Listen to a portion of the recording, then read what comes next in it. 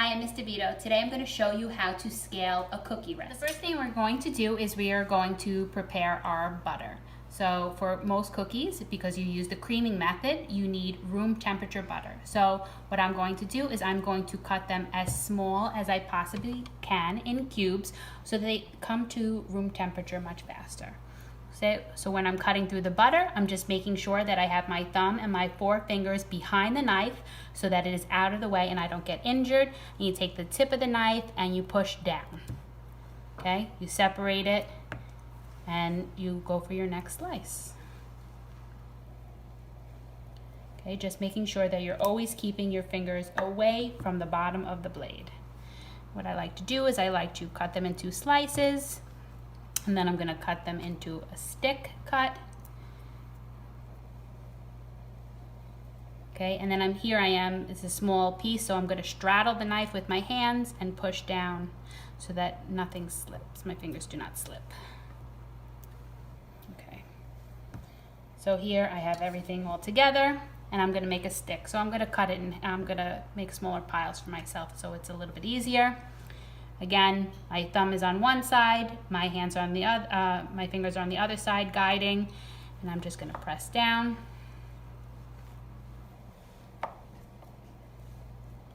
Just making sure that I'm watching my fingers. Okay, and I can put them all together, turn them, and now I'm going to get my cubes.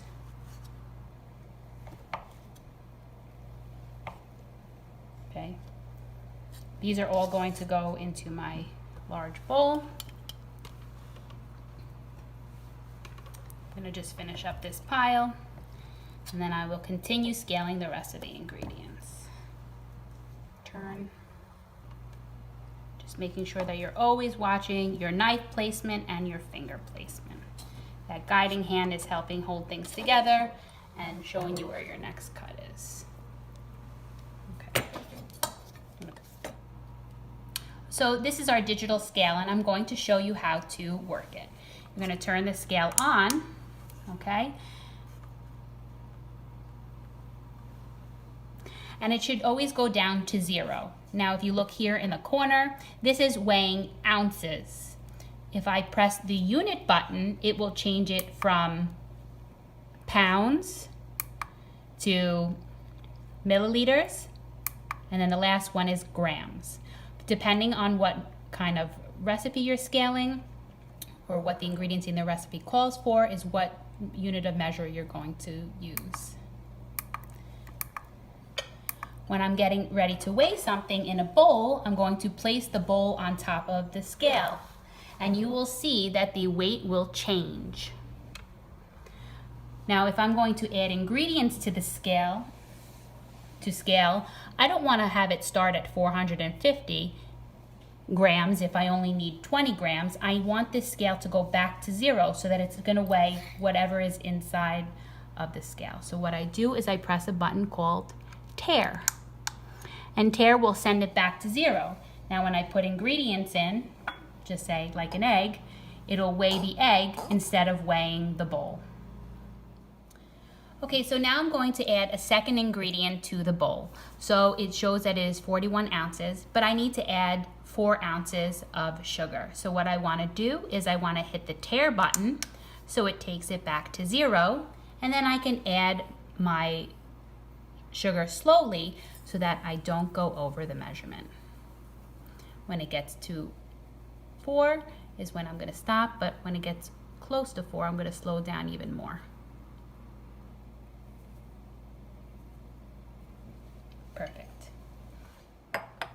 Okay, so now I'm going to show you how to properly measure flour using a measuring cup. This is a dry measuring cup, a measuring cup for just dry ingredients like sugar or flour. Okay, so what I'm going to do is I'm going to take the measuring cup, I'm going to go into the container, whether it's a bag or a plastic or glass container, and I'm going to loosen up the flour, and then I'm going to scoop right into it, and I'm going to make sure that it is overfilled, but I kind of tap it so that I make sure that I eliminate any spaces that are inside. And then you take a flat-sided object, maybe a butter knife, I'm going to use an offset spatula, and you kind of pat it, and then you take that flat side go right over the edge of the flour, and now I have a 1 cup of perfectly measured flour to go into my bowl. So now I'm going to show you how to properly use measuring spoons, okay? So this is 1 complete set of measuring spoons. It has 1 tablespoon, 1 teaspoon, 1/2 teaspoon, and 1/4 teaspoon. And if you look closely, they are all labeled with a name, so as to avoid any confusion. Okay. So when you're going to measure with a tablespoon, you're going to do the same method as when you're going to do any other dry ingredient. You're going to scoop into the bowl, and then you're always going to level off. I think this I can use my finger because it's a little bit smaller and more delicate of an item. So now I'm going to show you how to do a heaping tablespoon. So in order to do a heaping tablespoon, you go right into the bowl of the sugar, and you just tap it, and you just want it to be slightly rounded on the top. So now I'm going to show you the difference between a dry measuring cup and a liquid measuring cup. Dry measuring cup is meant to be filled all the way to the top, while a liquid measuring cup is not.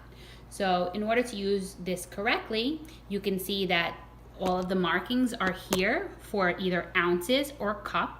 1/4 cup, 1/2 cup, 3/4 of a cup. On this side has 1/3 of a cup, 2/3 of a cup, and 1 cup. So when you're going to measure any liquid, you're going to make sure that the container stays flat on the table. You add your liquid, and what's nice about a measuring cup, let's just say I wanted to go to 3/4 of a cup, I can see through the container exactly if the line meets if the liquid meets the line that I'm looking for. If I put too much, a liquid measuring cup has a spout that helps me take a little bit out to ensure that I have the right measurement. So I did notice that I did measure a little bit too much. I was looking for 3/4 of a cup, so I'm going to take a little bit more out, put it back on the table, look at my markings, and there we go, perfect.